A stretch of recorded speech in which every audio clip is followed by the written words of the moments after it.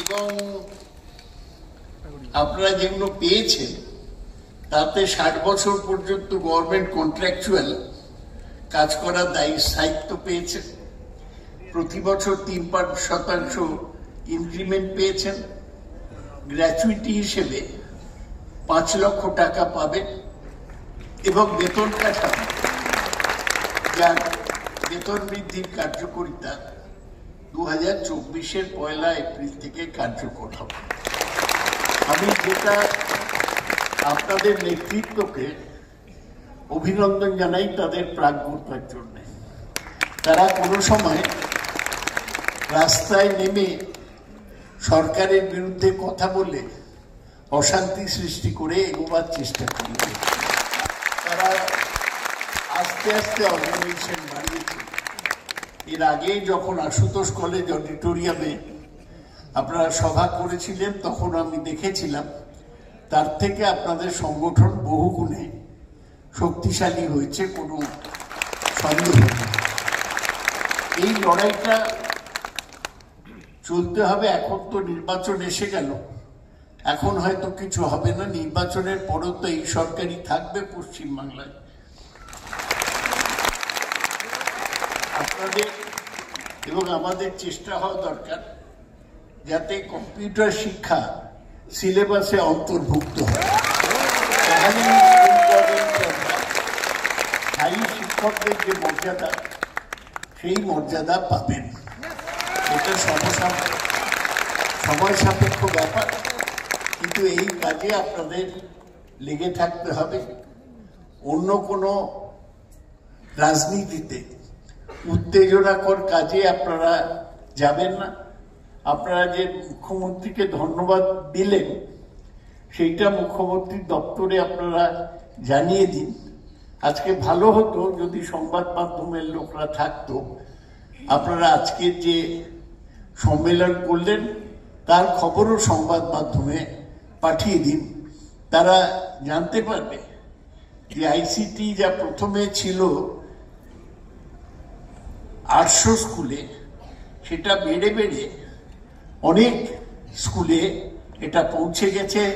প্রথমে 800, তারপর 805, তারপর বোধহয় আরো 1200 স্কুলে কম্পিউটার প্রশিক্ষণ হয়েছে। আর আপনারা এখন যে আপনাদের এজেন্সি ছিল, প্রথমে আপনাদের এজেন্সি ছিল ওয়েবেল, তারা দিয়েছিল ILFS কে, আপনারা এজেন্সি মুক্ত, আপনারা সোজাসুজি সরকারের কন্ট্রাক্ট।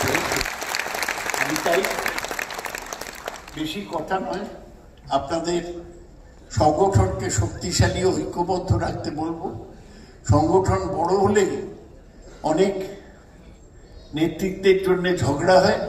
আপনারা দেখবেন যে আপনাদের সবার স্বার্থে এই ঝগড়া যাতে না হয়, সবাই যাতে এক জায়গায় থাকতে পারে। আমি দেখে খুশি যে কোচবিহার থেকে, দার্জিলিং থেকে আপনাদের প্রতিনিধিরা এসছেন এত কষ্ট করে, এত দূর থেকে। এটা ধন্যবাদ দেওয়ার মতো ব্যাপার, এটা আপনাদের রাখতে হবে। এখানে উত্তর 24 পরগনা তারা একটি গীতি আলেখ্য বলুন বা একটা উপস্থাপনা করলেন, সেটাও খুব আকর্ষণীয় হয়েছে। সেই জন্য আমি আপনাদের ধন্যবাদ। আমি আপনাদের উজ্জ্বল ভবিষ্যৎ কামনা করি। শুধু অনুরোধ করি মনে রাখতে যে আপনাদের যেটুকু হয়েছে সেটা মমতা ব্যানার্জি মুখ্যমন্ত্রী থাকাকালীন তারই আশীর্বাদে হয়েছে। এখানে রাজ্য ফেডারেশনের সবাই এসছেন, তাদের সাথেও আপনারা সুসম্পর্ক রেখে কাজ করার চেষ্টা করুন। আমি আপনাদের উত্তরোত্তর শ্রীবৃদ্ধি কামনা করে আমার সংক্ষিপ্ত বক্তব্য শেষ করছি।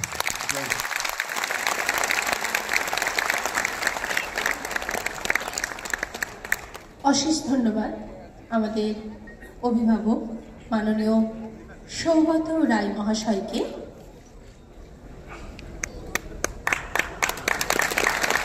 আমাদের আইসিটি পরিবারের পক্ষ থেকে একটি আবেদনপত্র তুলে দেওয়া হলো, স্যারের হাতে তুলে দিলেন মাননীয় স্বরূপ পাল মহাশয়।